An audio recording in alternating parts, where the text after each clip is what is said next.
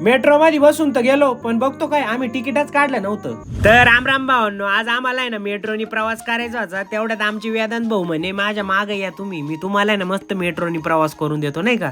तेवढ्यात आमची वेदांत भाऊनी इथं ऑनलाईन पैसे पे केले. म्हणे भाऊ इथं आहे ना ऑनलाईन पैसे पे करायचे डायरेक्ट तिकीट घेऊन टाकायचे. म्हटलं कसले तिकीट घ्यायचे? म्हणे मेट्रोचे तिकीट घ्यायचे. म्हटलं बाबू, वेदांत भाऊचं विषयच आडे नाही का. त्याच्यात हे बघा या शिड्या आणि आम्ही खाली गेलो आणि त्याच्यात डायरेक्ट मेट्रो येऊन गेली आणि मेट्रो एवढी भारी वाटत होती ना, मला डायरेक्ट असं वाटलं मी वेगळ्याच देशात आलोय की काय, जर्मनीला आलोय का काय नाही का. आणि ही मेट्रो तर पुण्यात होती खास. त्याच्यात बघा दरवाजे आपाप खोलत आहे नाही का या ट्रेनचे. मग आम्ही इकडे बघतो काय लोक मस्त ट्रेनच्या बाहेर येत होते. मग म्हटलं चला आता आहे ना ट्रेन मध्ये बसून घेऊ नाही का. आणि माझा एवढा जीव वर खाली होतो ना ट्रेन मध्ये बसल्यावर, डायरेक्ट मी घाबरून गेलो होतो नाही का. मग फायनली आम्ही कोथरूड मध्ये पोहोचलो. आमचे क्लासमेट इथं राहत होते नाही का. मग त्यांना म्हटलं तुमचं कॉलेज वगैरे दाखवा. मग काय मस्त रिक्षाने आम्ही त्यांच्या कॉलेजकडे जात होतो. तेवढ्यात रिक्षावाले पण आपले ओळखीचे होते, फॅन होते नाही का. मस्त हाय केलं त्यांनी आपल्याला. मग काय MIT कॉलेजला आलो.